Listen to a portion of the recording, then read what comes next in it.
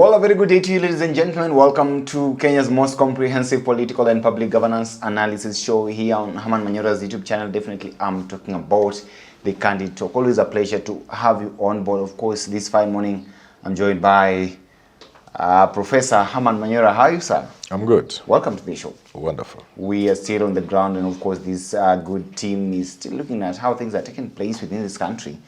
And definitely, we're more than glad to bring our viewers up to date with all that is taking place within and across our borders therein. There is this conversation that has actually been raised before, but it seems like it's not going away anytime soon. Of course, we've talked about the term limits. Proposal was made here by one of the members of parliament from the northeastern region. Then again, in one of the meetings with the president, Devki Tycoon Nerandra has actually said that the president should be given like 25 more years or something of the sort. Now, I want us to look at it in a different perspective. One, is this the right time for us to have such kind of conversations as a country? There's never the right time. There's just time. Okay. Yeah, whether right or wrong. Nobody gags you. You can say what you want. It is healthy. In fact, the more we talk about our governance, our constitution, our constitutional order, the better for us. Yeah. Okay. Yeah. It's a conversation we ought to have all the time. So I encourage people to go on that. Yeah. To go ahead and say. So let's look at this, because of course the president has intimated before of not actually looking at alteration of the constitution and all that, because he's insisted that he's actually focused on restoring the economy of the country. But then let us look at some of the reasons that were given by Nerandra Raval therein, saying very well that this the president has the country's interests at heart. Some Kenyans did not actually read from the same script with him during that particular moment. And then people are seeing him as some sort of a fat cat who still wants to benefit from the government for such a long period. Do you buy the kind of argument from those quarters? But you know, people have they are free to respond to things and the way they think. If today I say Ruto should be given 50 years, there are people who will support me. Yeah. There are others who would want to murder me. You know, you get what I'm saying? So it's normal. You float an idea, you irritate some people, you make others angry, others mad, others think you are not normal, but others think you are saying the right thing. So I think it's just normal. It's just normal. There's nothing strange about that. Yeah. What do you think actually prompted the tycoon to they are always interested. Make some of these things here? He could just have been speaking in jest. Maybe he wasn't even serious. Maybe it wasn't even a serious statement, and we are just blowing out of proportion. Maybe he's over zealous. Maybe he wants to please the president because he's a businessman to get more and more. So there's a mixed bag of things. Maybe he was genuine. Maybe he thinks really it is true. There are people who can say Ruto is doing well. Let's add him time. Genuinely so. And it happened to Kibaki. People said Kibaki, they told him, Kibaki, you are doing so well. The idea of you leaving is not quite good. Let's relook that. Let's look at that idea. Kibaki ambia chenu pumbavu. You know? And it is coming from very serious people saying Kibaki should have had more than the 2-term limit. So at what point do we as a country differentiate between personal and individual interests vis-a-vis the interests of the common people? No, a conversation is a conversation. Yeah, it becomes a Kenyan thing once we put in our laws. Before we change our constitution to remove term limits, everything else is just a conversation. And if you ask me, it is healthy. Maybe we need it. You haven't even asked my opinion about it. I also have a very radical opinion. And that is actually you see, even in America. Even in America, that conversation is there. In 1980, I can't remember, was it 88 or something, 87, 88, when one of the most famous presidents, you know, Americans like funny America, you know, tough guys, Ronald Reagan, when he was leaving, he says, this constitution can deny American a great leader. What was he saying? He was saying there was need for Americans to relook at that piece of legislation. And many people, even today, is a debate everywhere in the world. Even in America, it's there. There are people who say, is it really necessary? You see, in some countries, look at Nigeria with governors, some with term limits, and even in America, not all governors. There is a conversation that people are having. What is the point in a term limit? A term limit, if you ask me, is an admission that we fail somewhere. People are not sure they can remove somebody. You want to have your cake and eat it. So because you can't make the decision, then you put a term limit. But if people are rational, if people are able to vote not because of tribe, if people are able to vote because of what the president is doing, then what's wrong with removing the term limits? Why? It's not even necessary. Yeah. Now, that actually brings me to the bigger question here, because in the previous constitutional dispensation, we did not actually have the term limits. Yeah. What actually informed the thinking of Kenyans such that they now decided that let us actually limit the term of presidents in this country? If you are not careful, you can be a prisoner. Actually, you can not just be a prisoner of your past, but your past can scare you. It can make you come up with legislation or provisions or new orders that are reactionary. That's what has happened to us. If you look at the 2010 Constitution, a lot of stupid things that I'm sorry to call them stupid, a lot of useless things that are in that Constitution are a testimony of our fear of our past. They are informed by what we went through under Kenyatta 1 and under Moi. Not because we needed them. Everybody thought that a president must be curtailed in doing things. Yet American president is very powerful, and American system is working. We were running away from what an individual did to us. And that informed some of the provisions like term limit. You get it? We were not even aware, or we were not able to see that times were changing, and that in another 10, 20 years, after 2010, even if the president wanted to do something, he can't do them. So it wasn't even necessary. Because the things Moi did, nobody can do. Ruto can't do them. Kibaki couldn't do some of those things. Uhuru couldn't do them. Usikia kiura sa mwataka nifanye nini? So, even if you didn't provide certain things in the Constitution, okay, a president can't do some of those things. Let's say we removed, and for good reason, we removed the Preservation of Public Security Act or order, I can't remember, the famous detention laws, under which the state could detain you without taking you to court. There was a law which we removed. I very much doubt that if that law existed, Ruto could detain Manyora or Omtata or anybody else for that matter. It will be counterproductive. In fact, the moment you send someone into detention, you'll make him a matter. He'll be very popular for nothing. What has changed? What has changed? What makes you think that the things that were times have changed? Times have changed. Right now? Are more informed citizens. People are more informed. People are more daring. People are more educated. You know, throughout history, and especially in modern times, governments always have their way. I dare say even oppress people, suppress people, emancipate people. You know. In short, governments always do bad things because they have a monopoly of information. You get it? Okay. That is the one common denominator across all regimes that are oppressive, suppressive, and so on and so forth. They have the monopoly of information. So if you look at Kenyatta's time, Jomo Kenyatta, what we knew came from the government.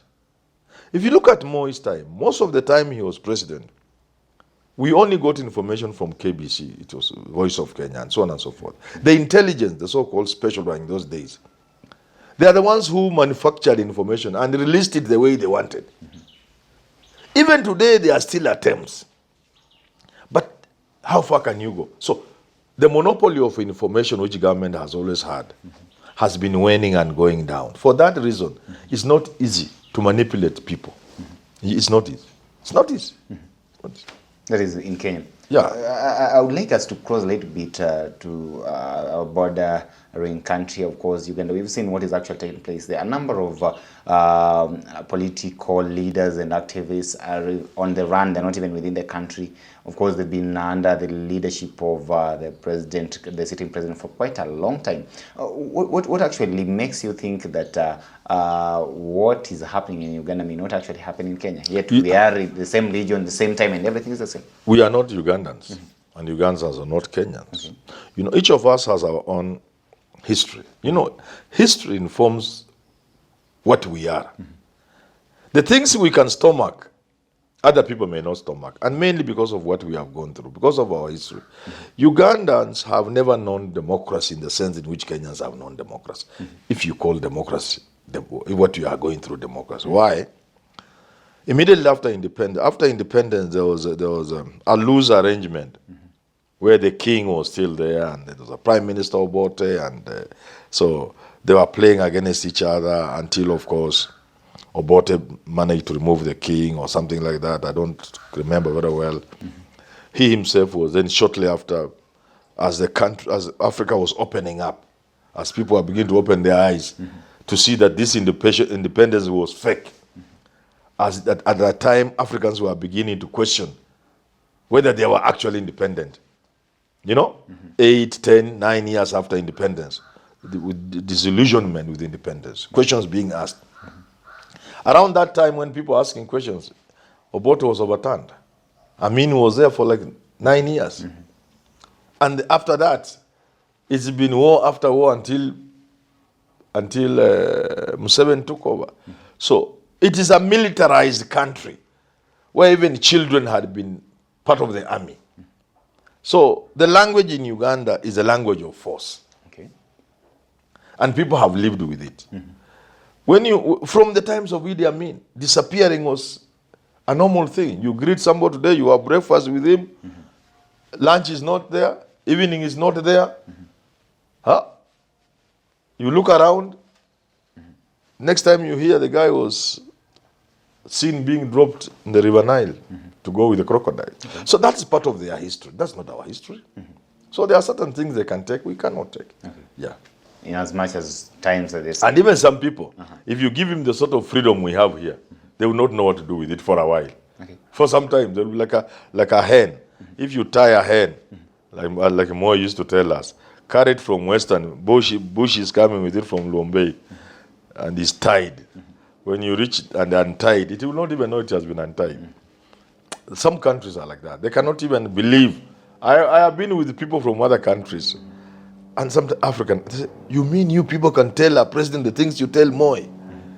So this, we are all different. Okay. Yeah. I do believe even from the assertions of Nerandra Raval therein is that when we start having this conversation about removing of the term limits and so on and so forth, then our ultimate goal would be to retain the good leaders that we have so far. Now, the president has served for almost 2 years right now, and we are, of course, moving to the third year, good willing. Has he done enough to convince you, particularly from where you stand, that it is worth changing the constitution for? No, those are two different things. You know, Kenyans can change their constitution to remove term limits, whether or not Ruto has done a good thing.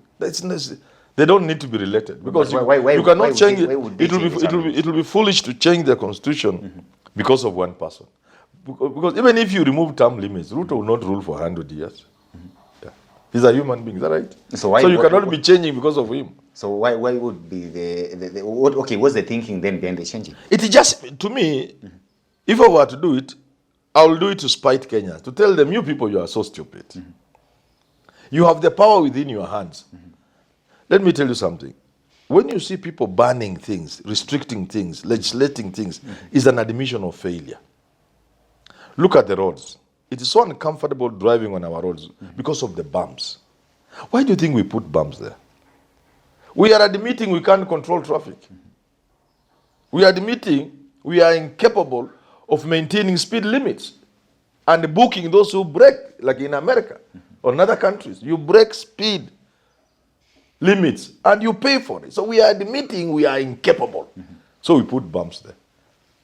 You know, when you have so many restrictions and bans, you are admitting you are incapable.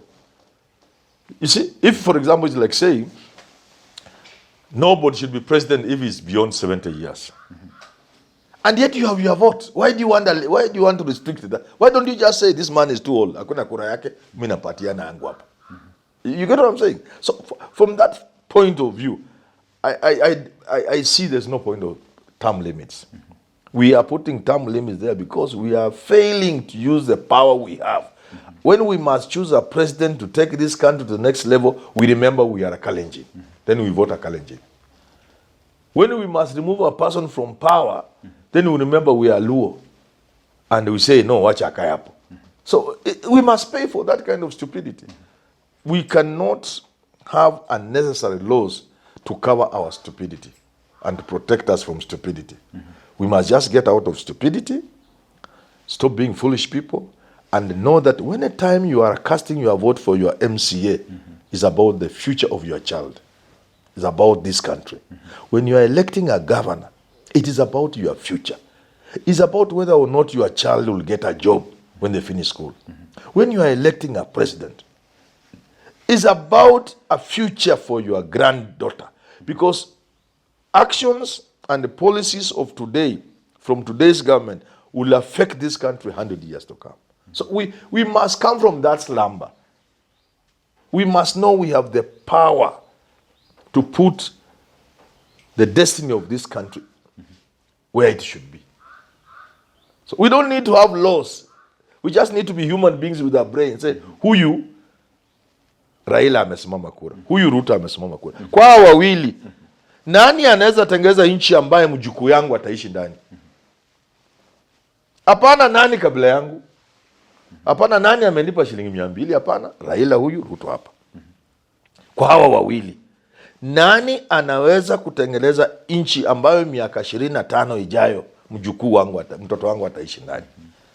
Kalonzo Musyoka anakuja 2027, watakuwa na Ruto na labda na mwingine. Ask yourself, there is Ruto there, there is Kalonzo Musyoka there, there is somebody else there. Of these 3 or 4 people, as Atwoli would say, in whose hands is your future safe? If we don't ask those questions, then we are just stupid people. And no amount of legislation will help us. You get it? Because even if you say term limits, do you think 10 years is a short time? Because 10 years, it's not a short if time. you make a mistake about 10 years, my friend, the mistakes of 10 years will take 50, 60 years to correct. So term limits to me are a waste of time. I don't even support them. They are an admission of failure on our part to put the destiny of this country where it belongs by the power we have to put the right people in office. So that even if they stayed for 10 years or 5 years or 15 years, we are certain they are the right people. And when they show that they were not the people we thought they were, we remove them. That to me is more important than saying 10 years. Because even 5 years, let me give you a good example. Very good example. Today, the president is supporting GMO, right? See, that's one of the first things he did when he took power. Yeah, exactly. And all our leaders have sort of been compromised about GMO. Do you know the effect of this is dire? The effect of these GMOs, if I'm right, I could be wrong, will be felt for generations to come. Generations And to come.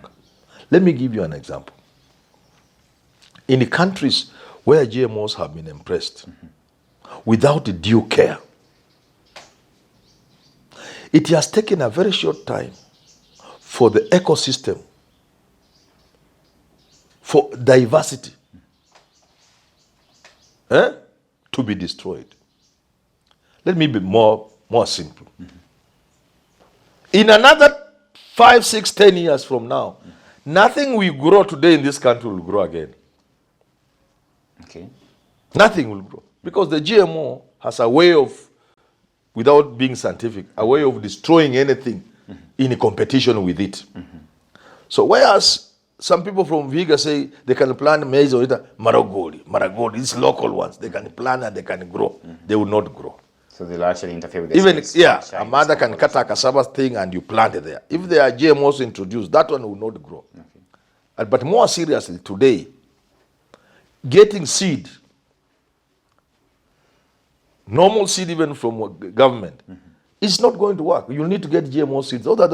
And because of the disease that the GMOs now sort of introduce, because the science required to take care of GMOs, even if they are potatoes, we haven't acquired that level of science as a country. So we cannot handle even disease alone. Ask farmers today. They are seeing strange things they have never seen before. They are seeing strange things on their farms. Strange things they have never seen. And na hii tu ndio mwanzo. In another 5-6 years, the damage of embracing GMO without due care will be felt. And therefore I'm saying, if you elect the wrong leader, and I'm not saying Ruto is the wrong leader about GMO, Kenya will not be the first country to embrace GMO. I'm not that foolish. But I'm just giving that as an example. I also do know that countries that have embraced GMO intelligently, with all due care and all the science at play, are doing well. Even in Africa, South Africa, the Zimbabwe, they protect certain areas. You can only grow GMOs in a certain part of the country, well protected. You can't do that in a country like Kenya.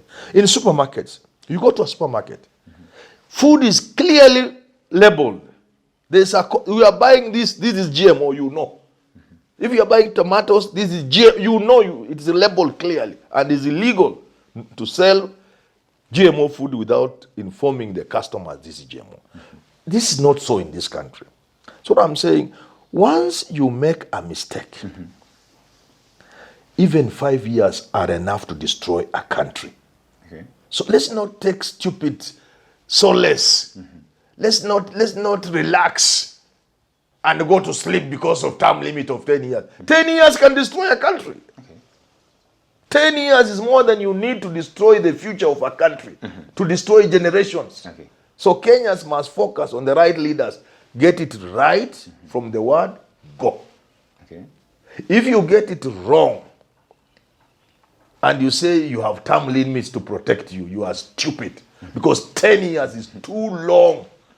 Being in the hands of a wrong person, 10 years will destroy you 100 years. Kwa hivyo hiyo mambo ya term limits, Mimi, I don't even see the need. But at least for now, we've got the term limits. And as much as you're saying that we don't need it to protect our fully as a nation, but here we are. It is there still. It is there, but you can remove it. And this actually brings me back to my question here, what we were talking about. It has taken Nerandra 2 years to observe that the president is a very good president with the people's interests at heart. Correct. And therefore, he deserves close to 25 years or even 30. Even 30. To say here. There's nothing wrong. So that is his observation. What is your observation?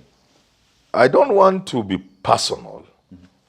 I just want to look at the broader picture. First of all, term limits is an admission of failure on our part to use the power we have. So to me, it's not necessary. Because number two, 10 years is already too much. A person will have destroyed the country for 100 years to come. You'll feel. So get it right. And number three, I don't think you can change the constitution because of an individual. Because that individual will not live forever. At some point, whether there is term limit or not, at some point he will exit. So do we go back to the constitution again and change it now that Ruto has left after 30 years? So now, some young man called Oking is taking over. Let us reinstate term limits. You can see how foolish that thinking is. And I don't want to associate myself with foolish thinking. But every Kenyan has a right to question any aspect of our constitution. That's why I never agreed with the courts, especially the High Court and the Court of Appeal on the BBI case. It was completely against the thinking of free men, that free men give themselves laws to govern themselves. And at any time, those free men can change that. And our constitution, as it is today, says so clearly, and sets out how you can amend the constitution. The constitution itself envisages change, and it says you can change me in this manner. It even goes ahead and it says on certain things that are so serious, you'll have to go back to the people. So when I had the High Court and the Supreme Court, not so much, the Court of Appeal, I said, what are these people talking about? And people still fall to me. But it's just a simple common sense thing. Free men and women allow themselves to form associations, in this case a country, and live and create laws to govern them. And these laws may need to be changed from time to time. So you provide the mechanism through which you change. Nobody can give himself the powers to stop people from changing their constitution, unless they are doing so unconstitutionally. So, to that extent, therefore, anybody who wants to bring the issue of changing the constitution to remove term limits, let him just come and convince us. For me, I don't need to be convinced. He may have his stupid reasons that somebody is good, but I will tell him, no, I will support you, not because of an individual, whether good or bad, but because I do not see the need of term limits. Yet the people have the power. There is no limitation when it comes to voting. Every Kenyan who has attained majority age of 18 can and indeed should register to vote and determine who their MCA is and who their president is. How long that person remains the president should be determined by the same thing called the vote, not by some piece of legislation. Yeah. So if you are given a chance today to vote, or of course on a referendum, whether to remove the term limits, I'll vote that we remove. You remove it. Yes. But then these would still. But they have been, because they have also been very good leaders in the world who have ruled for 50, 30 years, and they have ruled very well. They have transformed their countries. And that actually gets me back to our core intention of, if we decide as a country that this is what we're doing, what would be our intention? And that is why I was telling you about retaining the good leaders that we have. There will be two reasons if you are to remove term limits, according to me. One is to tell people, be responsible, don't be lazy. You weigh your kura yako ndio itatoa mtu, ama iweke mtu. Not some legislation. What percentage of people do you think you'll be communicating to? It depends. Those are actually... Because I am sure that thing cannot pass in Kenya. That provision, if you take it to referendum, it won't see light of day. Yeah, unless you have a very charismatic, almost dogmatic leader. I'm looking for a word which only Miguna can say. I've forgotten the word. There's a word, people. Demagogue. If you get a serious demagogue, he can convince people, because you can see how good I am. Let us move into the direction we're moving. But if people are to choose by their own free will in this country, I don't think they can pass such a thing. But it will be because let us remove laziness. But also let us not deny ourselves the services of a good leader in the future. Okay.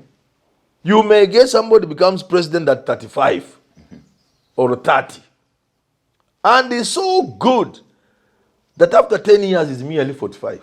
Like I told you would say of Uhuru. And the guy is so good. He's about to hand power to some goons. Look at Lee Kuan Yew. Look at what he did to Singapore. We are just talking about Singapore. We don't know how long Lee Kuan Yew stayed in power in Singapore, transforming it from a backward country to what it became a first world. It took time, and he was there to see that journey. You get it? Supposing there are some stupid term limits, Singapore may not be what it is today. Yeah, maybe he would just have given power to some idiot. Look at Thomas Sankara in Burkina Faso. He had an idea about Africa, about Burkina Faso. A very close friend of his took his life and took over and reversed everything. It could have well as have happened in a democratic election. Maybe if the elections were in Burkina Faso at that time, this Campo idiot would have taken over from who? From Sankara, through a popular vote. In other words, what I'm saying, Or there would have been some term limit. Say, Sankara, you now go watch a Kampo Achukwe. Then he would have reversed everything. So, term limits from my thinking, one, are an admission of failure. That we agree we don't have the courage to put in leaders and remove bad ones. Okay. And number two, it may deny a country a man who can transform that country. You know, a man can come to power in 2027 or 2032 and is 40 years old. In 10 years, if you walk in this town, you can't know this is Nairobi. If you walk in Kenya, you can't know this is Kenya. If you go to our schools, the schools we are calling the Bromance and the rest of these nice schools, public schools are better than those ones. If you go to a public hospital, you find it's better than Aga Khan. 10 years. And now the man must leave because there are term limits. To give it to some idiot who reverse everything else, and you find Kinamadare, which he had removed, are beginning to come back. Hawkers are again back in Nairobi. I don't know whether you get what I'm saying. I'm getting it. So, in that small chance that there can be an individual with energy and a vision to continue changing your country for another 40 years, don't lock that door. Open it. America has been through the same. Open that door. Let it be there. But let the citizens be vigilant. Let the citizens know the future of their country is right in their hands. Okay? And then let them vote the best men and women, MCA, Member of Parliament, Senator, Governor, President. And not to rely on some legislation. In any case, why term limit for governors and president are not for MPs and senators and MCAs? You can see to me it doesn't make a lot of sense. But I know, given our history, given our level of information, that will just remain talk. Kenyans cannot change their constitution to remove term limits. Okay. But do you think 2 years is actually enough for us to gauge somebody? Siku njema huonekana asubuhi. Dalili ya mvua ni mawingu. Let me tell you, men who have transformed their societies just took power and they started. Okay. You don't need a year. Even in this country, when Moi took over, Moi changed things within 1 or 2 years and you could not believe this was Kenya. Kibaki. Kibaki just took over and gave people CDF. He gave people, of course you can say give, but you know, free education. It happened even in some former communist countries. In other words, if a man is going to succeed, you can see from day one. Okay. If I was the president, if I am the president, you don't need 2 years, you don't need a year, you don't need 6 months. Manyora presidency, you only need 30 days. It will be from the first day of office, you'll know. You breathe air in Kenya and you know there's a change. A new man is in town. And you may doubt, you may have your doubts because you have heard people talk. But 30 days are enough for you to know you are living in a different country. Okay. Yes. You are living in a different country. Like I've said many times, I may not go for your wealth that you have stolen, at least not immediately, if ever. But you will not touch 1 shilling belonging to Kenya. I'm not saying 1 million. Okay. 1 shilling belonging to Kenyans. If I'm the president today, by tomorrow you'll know you'll not. Hata ile ulikuwa umeshika, wachilia yanguke chini. Because ukipatikana nayo moja, the punishment, my friend. You know this country, Kenyans can give you extreme powers to deal with the thieves if you ask them through a referendum. You know that, eh? Let's not mention the things because some people will come for us. But they can give you extreme powers, excessive powers. Okay. Because the Kenyans know they are suffering because of these thieves. Is that right? That they will give you the power. What they will not give you is the power to go for 25 years. So that remains a dream for now. Yes. But it takes us back to why does he want the president rule for 25 years. But I said this is his own thinking. He could be doing that because he's a fool. He could be doing that because he believes he has intelligently analyzed. He believes the president is doing well. He could be doing that because he thinks if he say that, then he will be endearing himself. There are many reasons why he could do that. Okay. Well, ladies and gentlemen, here you have it from Professor Herman Manyora. But I'm so certain I will be asking the question here. You've not actually answered them because they want to know. What do they have asked? Do you think the president, because right now we are talking about President William Ruto, if at all we were supposed to change, do you think he's done enough for us to change the term limits and give him 25 years? I will not base myself on an individual, but that answer is best answered in 2027. Then what I want to tell you now, if I tell you, you and my viewers, you'll vilify me. I said it recently in one of my videos, and I meant it, and people thought I was joking. If you vote today, people will vote for Ruto. And in 2027, they will vote for him. Whether they are doing the right thing is another story. Whether I myself will vote for him is a different story. Okay. But if you have elections today, Ruto will win. Okay.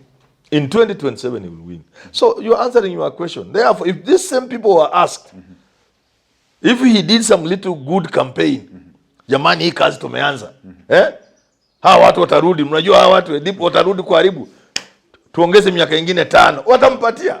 They'll give him. Because I've told you, if a person has a gift of words, nice, kaka, Ruto anaweza cheza nchi kidogo, referendum, term limit imeondolewa. It's possible. And then you get back to another regime. Yeah. Anyway, let's wait and see actually what happens and what is in store for us as a country. But here we are. Ladies and gentlemen, you can weigh in on this conversation, of course, on the kind of utterances that were made by DevK Group owner and, of course, Tycoon Nerandra Raval, saying that the president should serve the country at least for 25 years. Do you buy the same idea? Do you think that at least we should give the president more time, and perhaps that would actually mean that we do away with the term limits in our constitution through a referendum? Well, stay tuned to some of our programs that will be coming up next here. Till we have this conversation, have yourself a lovely day. My name is Evans Okinyi.